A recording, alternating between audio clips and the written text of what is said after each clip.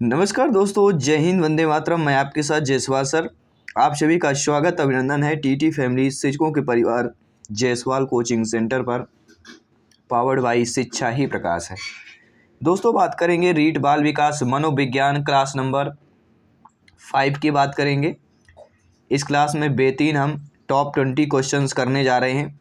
इसके पहले 4th class complete हो चुकी है बाल विकास शिक्षा मनोविज्ञान की, जिसका आई बटन पे यहाँ पे लिंक भी दे दिया गया है। प्रत्येक क्लास फ्री ऑफ कॉस्ट है, क्योंकि राष्ट्र हित में टीटी फैमिली है, शिक्षकों का परिवार है, आपका परिवार है, आवर फैमिली है।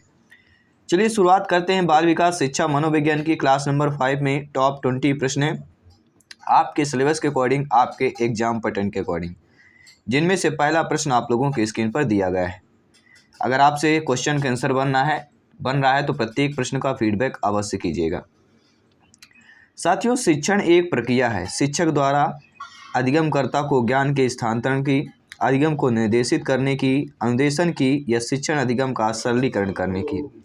पिछले क्लास में मॉक क्वेश्चन ये दिया गया था। तो शिक्षण एक जो प्रक्रिया होती है वह शिक्षण अधिगम का सरलीकरण करने की प्रक्रिया होती है। किसकी होती है साथियों? शिक्षण जो प्रक्रिया होती है वह शिक्षण अधिगम का सरलीकरण करने की होती है। डी ऑप्शन यहाँ पे सही कर लेंगे। क्योंकि बालक में सीखने की जो जन्मजात प्रवृत्ति होती है, आधुनिक मनोवैज्ञानिक अवधारणा के अनुसार अधिगम की इस प्रक्रिया में शिक्षण प्रक्रियाएं एवं समस्त शैक्षिक अवयव सहायक रूप में होते हैं, जिसका उद्देश्य अधिगम को सरल बनाना होता है। अगला प्रश्न बहुत ही इंटरेस्टेड प्रश्न है, सरल भी प्रश्न है, और इस प्रश्न को हम सिलेक्शन की दृष्टि से वीवीआईपी कैटेगरी पर रख देंगे। शिक्षण के आधार पर कितने चर होते हैं? जी हाँ, शिक्षण के आधार पर 1, 3, 2 या 4 चर होते हैं। देखिए, शिक्षण के आधार पर देखा जाए तो 3 चर होते हैं। कितने होते हैं साथियों? 3 चर होते हैं। और आप कहेंगे कौन कौन से चर होते हैं, इनकी भी चर्चा कर लेते हैं। तो 3 चर आपके देखिए, पहला शिक्षक, दूसरा छात्र और तीसरा पाठक्रम होता है। कल की क्लास में हमने शायद आपको बताया भी था। तीसरा प्रश्न यहाँ पे क्या दिया गया है? पाठ्यक्रम निम्नलिखित में से शिक्षण के दौरान कौन से चर आता है? आश्रित, स्वतंत्र, मध्यस्थ, इनमें से कोई नहीं। कल की क्लास में हमने आपको आश्रित, स्वतंत्र, मध्यस्थ तीनों चर की बात की थी। आई होप सभी बार में अच्छे तरीके से समझा था और समझ गए होंगे। तो इस प्रश्न का फीडबैक अवश्य करिएगा, और नहीं समझा है तो प्लेलिस्ट में जाइएगा, पिछली क्लास अवश्य देखिएगा। पाठ्यक्रम निम्नलिखित में से शिक्षण के दौरान, देखिए पाठ्यक्रम में शिक्षण के दौरान जो चर आता है वह कहलाता है मध्यस्थ चर। पाठ्यक्रम में क्या होता है? मध्यस्थ होता है। और बालक में क्या होता है? शिक्षार्थी में आश्रित होता है। और शिक्षक की बात करेंगे यहाँ पे स्वतंत्र चर की बात करेंगे, ठीक है। तो मध्यस्थ चर में पाठ्यक्रम आता है, आश्रित चर में छात्र आता है, स्वतंत्र चर शिक्षक कहलाता है। ये 3 चर है, ये संबंधित है एक दूसरे के। ये जानना बहुत ही जरूरी है, क्योंकि इनसे संबंधित प्रश्न जो है आपके एग्जाम पर पूछे जाते हैं। अगला प्रश्न है, स्मिथ ने शिक्षण की त्रिध्रुवी प्रक्रिया में कार्यवाहक माना है अभिभावक को, शिक्षक को, शिक्षार्थी को पाठ्यक्रम में। स्मिथ आपके एक मनोवैज्ञानिक है। इन्होंने शिक्षण की जो त्रिध्रुवी प्रक्रिया है उसमें जो कार्यवाहक माना है वह किसको माना है? कार्यवाहक शिक्षक को माना है। भाई ऑप्शन यहाँ पे सही हो जाएगा। जी हाँ, स्मिथ ने त्रिध्रुवी प्रक्रिया में शिक्षक को कार्यवाहक या विद्यार्थी को लक्ष्य, उद्देश्य और पाठ्यक्रम को मध्यस्थ चर माना है, ठीक है। तो ये तीनों चीज़ें बहुत इंपॉर्टेंट है। कार्यवाहक ठीक है, शिक्षक को बात करेंगे, उद्देश्य तथा पाठ्यक्रम मध्यस्थ चर इसे माना गया है, ठीक है। तो शिक्षक को कार्यवाहक, शिक्षार्थी को लक्ष्य या उद्देश्य और पाठ्यक्रम को मध्यस्थ चर माना गया है। अगला प्रश्न है, शिक्षा की प्रक्रिया के अंग होते हैं शिक्षार्थी, शिक्षक, पाठ्यक्रम या ये सभी होते हैं? देखिए यहाँ पे शिक्षा की बात की जाती है। तो शिक्षा प्रक्रिया के अंग जो है बालक, बालिका, विद्यार्थी, शिक्षार्थी भी होता है, शिक्षक, शिक्षिका, अध्यापक, अध्यापिका भी होता है और पाठ्यक्रम भी होता है। अर्थात शिक्षा की प्रक्रिया के अंग ये तीनों होते हैं। तो उपरोक्त सभी वाला, ये सभी वाला हमारा जो ऑप्शन से डी ऑप्शन सही हो जाएगा, ठीक है। शिक्षण प्रक्रिया के 3 अंग पाठ्यक्रम, छात्र और शिक्षक, ये तीनों होते हैं। तीनों को आपको नोट कर लेना है। और फ्री में नोट्स PDF फाइल अगर प्राप्त करना चाहते हैं, आज ही टेलीग्राम चैनल इंस्टॉल करें। टेलीग्राम ऐप में चैनल हमारा सर्च करें, जायसवाल कोचिंग सेंटर। लिंक भी ऑलरेडी आपको दे दी गई है। ज्वाइन कीजिए ग्रुप को, फ्री में नोट्स PDF फाइल प्राप्त कीजिए, क्योंकि ये राष्ट्र हित में टीटी फैमिली है। शिक्षकों का परिवार है, आपका परिवार है। साथियों, अगला प्रश्न है, स्मृति स्तर एवं बोध स्तर के शिक्षण की प्रतिमान की संरचना में कौन सा जो सोपान होता है वह निष्ठ होते हैं। देखिए, स्मृति स्तर और बोध स्तर के शिक्षण प्रतिमान के जो आपके सोपान होते हैं, उन सोपानों में से उभयनिष्ठ आपको सोपान बताना है। दोनों में से स्मृति स्तर, बोध स्तर, इन दोनों शिक्षण प्रतिमान में जो ऐसा सोपान जो दोनों में उभयनिष्ठ हो। उभयनिष्ठ मतलब समझते हैं ना, जैसे एक ग्रुप 2, 1 2 3 हो गया, दूसरा ग्रुप 3 4 5 हो गया, तो 3 इन दोनों में उभयनिष्ठ हो जाएगा। जैसे गणित में कहते हैं महत्तम समापवर्तक HCF, वैसे ही, ठीक है, ये आपके प्रश्न पूछा जा रहा है। तो सामान्यीकरण, अन्वेषण, प्रस्तुतिकरण या तैयारी उभयनिष्ठ है। देखिए, स्मृति स्तर और आपके बोध स्तर में जो शिक्षण प्रतिमान का सोपान उभयनिष्ठ होता है वह होता है प्रस्तुतिकरण। प्रस्तुतिकरण आपके स्मृति स्तर, बोध स्तर, इन दोनों शिक्षण प्रतिमान की संरचना का सोपान है, तो प्रस्तुतिकरण हमारा सही हो जाएगा। ठीक है, आइए बात करेंगे अगले प्रश्न की। यहाँ पे प्रश्न पूछा जा रहा है, 7वां प्रश्न है जो आप लोगों के स्क्रीन पर है। इंटरेस्टेड प्रश्न है, ध्यानपूर्वक अपना अपना फीडबैक कीजिएगा। साथियों, मॉरिसन ने बोध स्तर के शिक्षण प्रतिमान में 5 पदों का वर्णन किया है। ठीक है, तो ये भी हमारे क्वेश्चन यहाँ से तैयार बनता है, प्रश्न पर ही क्वेश्चन आंसर बन जा रहा है कि मॉरिसन ने बोध स्तर के शिक्षण में कितने प्रतिमान पदों का वर्णन किया है। 5 पदों का प्रतिमान वर्णन किया है। ठीक है, इनमें से वे हैं प्रस्तुतिकरण, खोज, संगठन व्यवस्था, आत्मीकरण, वाचन है, अभिव्यक्तिकरण। इनका सही क्रम आपको बताना है। ये 5 प्रतिमान दिए गए हैं मॉरिसन के बोध स्तर के। इन 5 प्रतिमान के पदों को व्यवस्थित क्रम में हमें रखना है, तो इसका व्यवस्थित क्रम आपको बताना है। देखिए, व्यवस्थित क्रम पहला होता है खोज, खोज के बाद होता है प्रस्तुतिकरण, इसके बाद आपका होता है आत्मीकरण, आत्मीकरण के बाद संगठन व्यवस्था होता है, और इसके बाद वाचन या अभिव्यक्तिकरण होता है। तो पहले में खोज, दूसरे में प्रस्तुतिकरण और अंतिम अभिव्यक्तिकरण, ये आपको ध्यान देना है। ठीक है, हेनरी सी मॉरिसन ने बोध स्तर के शिक्षण प्रतिमान को 5 पदों में विभाजित किया है, जिसके खोज व अन्वेषण, प्रस्तुतिकरण, आत्मीकरण अथवा परिपाक, संगठन व्यवस्था और वाचन अभिव्यक्तिकरण की बात करेंगे। अगला प्रश्न है 8वां प्रश्न जो आप लोगों की स्क्रीन पर है। बेहतरीन प्रश्न है, बेहतरीन फीडबैक कीजिएगा। इनमें से कौन सा अबोध स्तर के शिक्षण में शामिल होता है। पृथक्करण हो गया, अनुप्रयोग हो गया, तुलना हो गया या अन्वेषण हो गया। जी हाँ, सभी कमेंट कीजिएगा मेरे प्यारे प्यारे भाइयों की प्यारी प्यारी बहनें, गृहिणी जिनका सपना है टीटी एग्जाम को फतेह करना, सभी कमेंट कीजिएगा। जायसवाल सर आप सभी का अभिनंदन, स्वागत करते हैं। जी हाँ, कौन सा अबोध स्तर के शिक्षण में शामिल होता है। आप सभी परिचित हैं, हम अन्वेषण की बात करेंगे, खोज की बात करेंगे। जी हाँ, बोध स्तर शिक्षण व्यवस्था को निम्नलिखित सोपानों में विभाजित किया गया है। पहला होता है अन्वेषण, दूसरा प्रस्तुतिकरण, तीसरा आत्मीकरण अथवा परिपाक, और चौथा होता है वर्णन अथवा अभिव्यक्तिकरण की बात करेंगे। तो बोध स्तर शिक्षण के व्यवस्था में ये 4 सोपानों को विभाजित किया गया है, जो आप लोगों को स्क्रीन पर आ चुके हैं। आइए बात करेंगे अगले प्रश्न की। भारतवर्ष में प्राइमरी शिक्षा अर्थात प्राथमिक शिक्षा निम्नलिखित पर बल दी जाती है। बोध के विकास करने पर, आध्यात्मिक पक्ष पर बल देना, विवेचनात्मक चिंतन का विकास करना या रखने को प्रेरित करना। सभी कमेंट कीजिएगा। जी हाँ, देखिए, भारतवर्ष में प्राइमरी शिक्षा, प्राथमिक शिक्षा पर जिस पर बल दिया जाता है वह बोध का विकास करने पर बल दिया जाता है। किस पर? बोध के विकास करने पर बल दिया जाता है। तो उसका क्या है, मुख्य लक्ष्य बालकों के बौद्धिक क्षमता का विकास करना हो जाता है। अब आइए अगला टॉपिक आपका शिक्षण वातावरण से संबंधित आपके मनोविज्ञान के प्रश्न करेंगे। जी हाँ, फिजिकोलॉजी के प्रश्न करेंगे। निम्नलिखित में से कौन सा अच्छे शिक्षण की विशेषता नहीं है। जी हाँ, साइकोलॉजी के प्रश्न है। निम्नलिखित में से कौन सा जो है अच्छे शिक्षण की विशेषता नहीं है। स्वेच्छाचारी, जनतांत्रिक, सहानुभूतिपूर्ण, वांछनीय सूचनाएं देने वाला। आप सभी परिचित है, ज्ञानी सर्वव्याख्याता हैं, भावी अध्यापक अध्यापिकाएं हैं। जायसवाल सर आप सभी का अभिनंदन, स्वागत करते हैं। आप सभी के माता पिता को नमस्कार करते हैं। जी हाँ, कौन सा अच्छे शिक्षण की विशेषता नहीं है। देखिए, वांछनीय सूचनाएं देना, सहानुभूतिपूर्ण, जनतांत्रिक, ये तीनों। लेकिन स्वेच्छाचारी, जी हाँ, स्वेच्छाचारी जो है शिक्षण की आपकी विशेषता नहीं मानी जाती। क्यों नहीं मानी जाती? देखिए, स्वेच्छाचारितापूर्ण शिक्षण वातावरण अच्छे शिक्षण की विशेषता नहीं होती है। प्रभावशाली व आनंददायक वातावरण में किए गए शिक्षण का प्रतिफल अधिगम के रूप में परिलक्षित हो जाता है। इसीलिए शिक्षण का वातावरण जनतांत्रिक, सहानुभूतिपूर्ण, सहयोगात्मक तथा वांछनीय सूचनाएं देने वाला होना चाहिए। अगला प्रश्न है, बच्चे उसी वातावरण में सीख सकते हैं जहां उनके अनुभव एवं भावनाओं को उचित स्थान मिले। बिल्कुल सही बात है, पहला ही ऑप्शन हमारा सटीक दिया गया है कि बच्चे उसी वातावरण में सीख सकते हैं जब उनको अनुभव एवं भावनाओं को उचित स्थान मिलता है।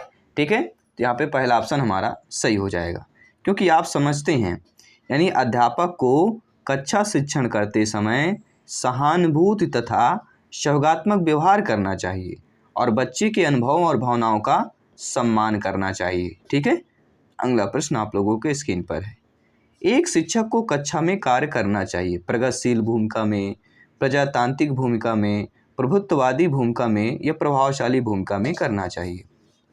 तो एक शिक्षक को कक्षा में किस प्रकार का कार्य करना चाहिए? आप सभी शिक्षक बंधु हैं, आप सभी भावी अध्यापक अध्यापिकाएं हैं, आपका फीडबैक यहाँ पे सर्वोपरि है, सभी करिएगा। तो एक शिक्षक को कक्षा में किस प्रकार कार्य करना चाहिए? प्रजातांत्रिक भूमिका में कार्य करना चाहिए। सी ऑप्शन सही हो जाएगा। ठीक है, प्रजातांत्रिक भूमिका में निर्वहन इसलिए करना चाहिए ताकि विद्यार्थियों में डर एवं भय का जो एहसास होता है वह समाप्त हो जाए। शिक्षक छात्र जो है वार्तालाप सुचारू रूप से चलता रहे। जब भय नहीं होगा तो बच्चे अच्छे तरीके से प्रश्न पूछते हैं, जो उनके मन में प्रश्न आते हैं शिक्षक से पूछते हैं। ठीक है, अगला प्रश्न है, कौन सा सीखना स्थायी होता है? जी हाँ, सुनकर सीखना, रटकर सीखना, समझकर या देखकर। तो कौन सा सीखना स्थायी होता है, सभी बताइएगा। जी हाँ, जब आपकी नियुक्ति होगी, आप लोग अध्यापिका बनेंगे, कक्षा में जाएंगे, पढ़ाएंगे, तो कौन सा सीखना बच्चों के लिए स्थायी होता है? वह होता है समझकर सीखना। ठीक है, तो बच्चों को अच्छे तरीके से समझाकर सिखाना चाहिए। आइए बात करेंगे अगले प्रश्न की।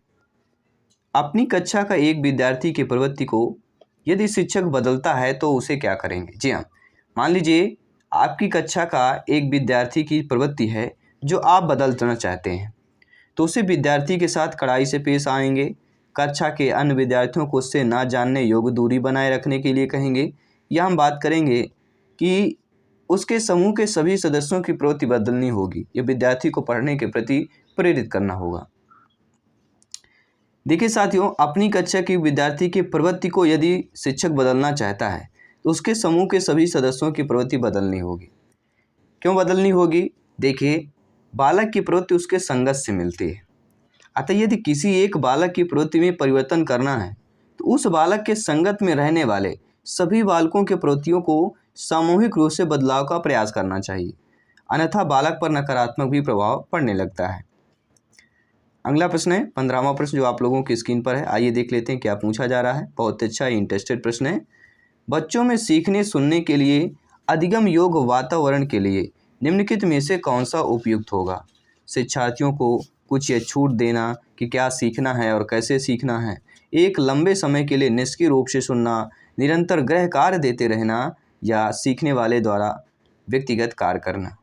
तो बच्चों में सीखने और सुनने के लिए अधिगम योग्य वातावरण के लिए जो उपयुक्त होता है वह शिक्षार्थियों को कुछ छूट देना चाहिए कि क्या सीखना है और कैसे सीखना है, क्योंकि वह सीखना चाहता है। बच्चा स्वतंत्र रूप से बच्चा सीखना चाहता है और किसी में उसकी रुचि है ताकि यह बिना किसी कठिनाई से सीख सके और कर सके।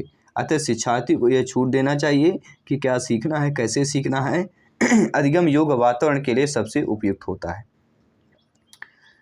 अगला जो आपका चैप्टर है, आपका चैप्टर है शिक्षण का संगठन एवं नियोजन। जी हाँ, शिक्षा मनोविज्ञान में आपका अगला चैप्टर है शिक्षण का संगठन एवं नियोजन। साथियों, पाठ योजना निर्माण में पंचपदी प्रणाली के प्रणेता कौन है? सभी जानते हैं, इनका नाम से ही पता चल जाता है। जी हाँ, हम किसकी बात करेंगे आप सभी समझ गए होंगे। ठीक है, बच्चा बच्चा समझता है, हर्बर्ट पंचपदी की बात करेंगे। ठीक है, पाठ योजना निर्माण में पंचपदी प्रणाली के प्रणेता जो हैं हर्बर्ट महोदय जी हैं। हर्बर्ट ने अपने शिक्षा दर्शन तथा शिक्षा मनोविज्ञान के आधार पर अध्यापन की एक सामान्य प्रणाली का प्रतिपादन किया है और प्रारंभ में पहले इसके 4 भाग थे: स्पष्टता, संबंध, स्वस्थ प्रणाली, विधि। और इसके बाद फिर हर्बर्ट के अनुयायी जो हैं साधारण संशोधन के उपरांत इसे हर्बर्ट के पंचपदी प्रणाली के पहले 4 पद ही थे, लेकिन बाद में इसमें 5 बनाया गया: प्रस्तावना, प्रस्तुतिकरण, तुलना, सहयोग, नियमीकरण और फिर आपका अनुप्रयोग बनाया गया। ठीक है, आइए बात करेंगे अगले प्रश्न की। अगला प्रश्न 17वां जो आप लोगों की स्क्रीन पर दिया गया है, प्रश्न क्या पूछा जा रहा है, आइए अच्छे तरीके से समझते हैं और आपका फीडबैक जान लेते हैं। साथियों, शिक्षण कार्य प्रारंभ करने से पूर्व शिक्षक को छात्रों को खड़ा करना चाहिए, छात्रों को मानसिक रूप से तैयार करना चाहिए, श्याम पट को साफ करना चाहिए, छात्रों को चुप रहने के लिए कहना चाहिए। तो शिक्षण कार्य प्रारंभ करने से पूर्व शिक्षक को क्या करना चाहिए, छात्रों को मानसिक रूप से तैयार करना, क्योंकि जब आप बच्चे मानसिक रूप से तैयार होंगे तो फिर आप शिक्षण कार्य अच्छे तरीके से आप बच्चों को पढ़ा सकते हैं। क्योंकि छात्रों इससे क्या होता है, छात्रों की ग्रहण क्षमता बढ़ जाती है, जी मानसिक स्तर अगर उनका सही है, एवं कक्षा कक्ष में अनुशासन स्थापित होता है। अतः शिक्षण कार्य अत्यधिक प्रभावी फिर बाद में हो जाता है। तो शिक्षण कार्य अत्यधिक प्रभावी हो, यही तो आपका कार्य है, यही तो शिक्षण का कार्य है। आइए बात करते हैं शिक्षण के सिद्धांतों से संबंधित प्रश्नों की बात करते हैं। इनसे संबंधित प्रश्न करेंगे और 3 प्रश्न और बचे हैं, क्योंकि आज की क्लास में हम टॉप 20 प्रश्न कर रहे हैं शिक्षा मनोविज्ञान की। जी हाँ, बच्चों को सीखने में कठिनाई होती है जब अधिगम सामाजिक संदर्भ में होता है, विषय वस्तु को बहुरूपों में प्रस्तुत किया गया होता है, सूचना अलग अलग टुकड़ों में प्रस्तुत की जाए या वो आंतरिक रूप से अविपरीत होना चाहिए। तो बच्चों को सीखने में कठिनाई कब होती है, जब सूचना अलग अलग टुकड़ों में प्रस्तुत किया जाए। जब आप अलग अलग टुकड़ों में सूचना प्रस्तुत करेंगे तो बच्चों में सीखने में कठिनाई हो जाती है, ठीक है। और बाकी सभी लोग जानते हैं, अधिगम सामाजिक संदर्भ में हो, विषय वस्तु को बहुरूपों में प्रस्तुत किया जाए, वो आंतरिक रूप से अविपरीत हो, ये अमान्य नहीं है। हमारा जो सी ऑप्शन है, सीखने में कठिनाई कब होती है, जब सूचना को अलग अलग टुकड़ों में प्रस्तुत किया जाता है। इसीलिए कक्षा शिक्षण करते समय अध्यापक को यह ध्यान भी रखना चाहिए कि सूचनाएं एक निश्चित क्रम में हो और वे आपस में अंतः संबंधित भी होना चाहिए। अर्थात शिक्षक को यह भी कोशिश करना चाहिए कि सूचना के जो मुख्य स्रोत होते हैं उनके बारे में भी शिक्षार्थियों को यथासंभव बताएं और विद्यार्थियों के मस्तिष्क में एक संरचना बन जाती है। और अधिगम अनुभव जो होता है वह स्थायी होता है, आप सभी जानते हैं, ठीक है। तो अधिगम अनुभव स्थायी होता है, अच्छे तरीके से आप लोग जानते हैं। अगला प्रश्न है, शिक्षण सबसे अधिक प्रभावी होता है जब विद्यार्थी विषय में रुचि लेते हैं, शिक्षक को विषय का गहन ज्ञान होता है, या शिक्षार्थियों को उनके मानसिक स्तर के अनुरूप शिक्षा दी जाए, या एक ही विषय वस्तु को बार बार दोहराया जाए। आप सभी जानते हैं, बहुत ही सिंपल सा प्रश्न है, काफ़ी बार पूछा गया प्रश्न, रिपीटेड प्रश्न है, संभावित प्रश्न है कि शिक्षण सबसे अधिक प्रभावी तभी होता है जब विद्यार्थियों को उनके मानसिक स्तर के अनुरूप शिक्षा दी जाए। सी ऑप्शन सही हो जाएगा, ठीक है। इसके लिए क्या होता है, शिक्षक को बौद्धिक भिन्नता तथा व्यक्तित्व भिन्नता का ज्ञान होना आवश्यक हो जाता है। 20वां प्रश्न, इसके बाद एक मॉक क्वेश्चन करेंगे, इस क्लास को एंड करेंगे। बालकों में जो अधिगम होता है ज्ञान को रटने से होता है, पाठ्य पुस्तक को पढ़ने से होता है, शिक्षक द्वारा ज्ञान के स्थानांतरण द्वारा होता है, या क्रिया करके होता है। आप भली भांति जानते हैं कि बालकों में जो अधिगम होता है, बालक शिक्षार्थियों में जो अधिगम होता है वह क्रिया करके होता है। डी ऑप्शन सही कर लेंगे, ठीक है। क्योंकि अनुभव के द्वारा सीखे गए तथ्य अधिक प्रभावशाली होते हैं और प्रकृतवादी रूसों के अनुसार जलती हुई मोमबत्ती छू लेने पर बच्चे को यह बताने की आवश्यकता नहीं रहती है कि आग जला देती है। यह किसका कहना है, प्रकृतिवादी रूसों का कहना है। और आज के मॉक क्वेश्चन में आपका प्रश्न यह है कि अधिगम प्रभावशाली रूप से होता है यदि बच्चे को सीखने के लिए तत्पर किया जाए, यदि बच्चे जो वह सीखता है उसे दोहराएं, बच्चा संतुष्ट अनुभव करे या बच्चा उपयुक्त छवि करे। देखिए साथियों, अधिगम प्रभावशाली रूप से तभी होता है जब इन ऑप्शनों में से कौन सा सही होगा, आपको कमेंट करके जो है नीचे बताना है इसका आंसर क्या होने वाला है। और मैं आपके साथ जयसवाल सर जल्द मिलता हूँ आपकी अगली क्लास पर। सभी मित्रों को जय हिंद, वंदे मातरम, धन्यवाद सभी का।